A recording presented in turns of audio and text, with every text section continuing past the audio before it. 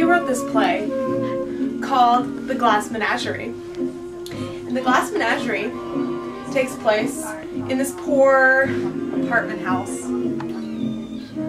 And it's next to a dance hall which plays music like this. And I'm about to illustrate the story. So, hope you're ready. So you have Tom. Tom comes waltzing on, and he's smoking a cigarette. And he leans up against the stoop. And he tells you this monologue about what his life is and what this play is going to be. And it's a symbol because, I mean, Tennessee Williams only writes in symbols. So Tom comes on and says, I'm unhappy and my father has left. And here I am in this apartment house. And I'm poor. And I work at the warehouse.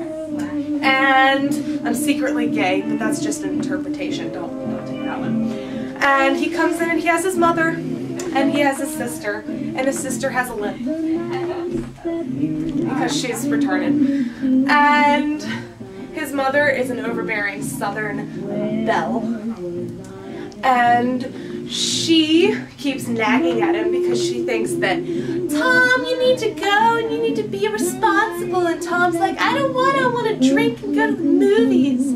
And Amanda's just overbearing and she's like, you don't eat right, oh my God. And I need gentleman collars for my daughter. My daughter's crippled.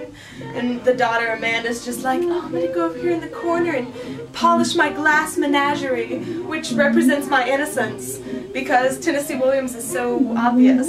And Tom is like, no, I don't like this entrapment, and I'm going to run away, and I'm going to go to the movies, which stands for alcoholism, because he does drugs and drinks and is possibly gay.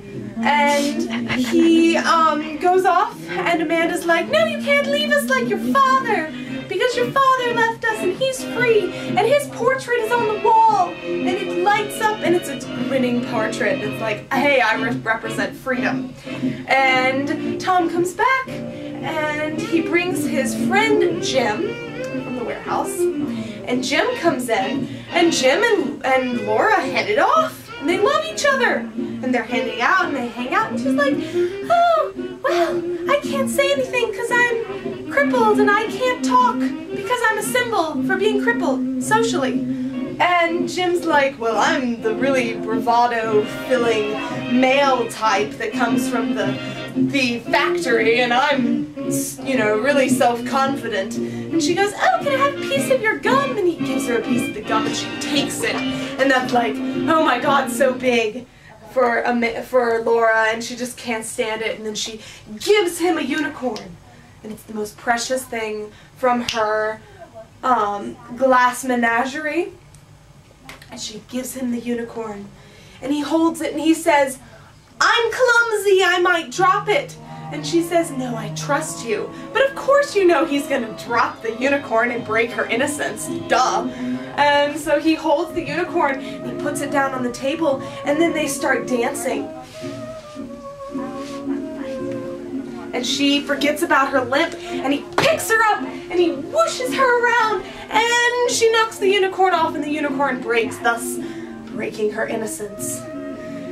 And she says, it's okay, it's not a problem. And then he says, you know, you're so special, I ought to kiss you.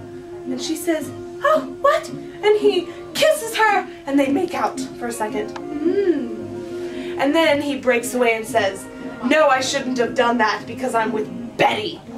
Betty is the source of all problems.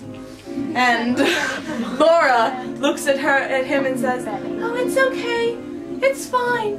And then Amanda and Tom come in, and Amanda finds out that Jim has to punch the time clock at night and during the day, one with Betty, because he is preoccupied with his girl. And Laura stands in the corner with the Victrophone and gets creepy again with her limp. And then Amanda says, go away, Tom, you're a selfish dreamer, and we hate you for not saying that. And Tom says, fine, then I will go. And he walks out on the stoop, and Amanda and Laura are just curled up in the corner in the dark, being just completely helpless.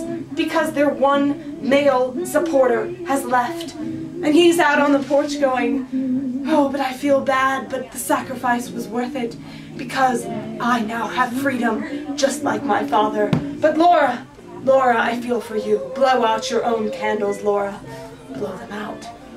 And then the lights fade, and he turns, and he walks up the alley. And that's the end.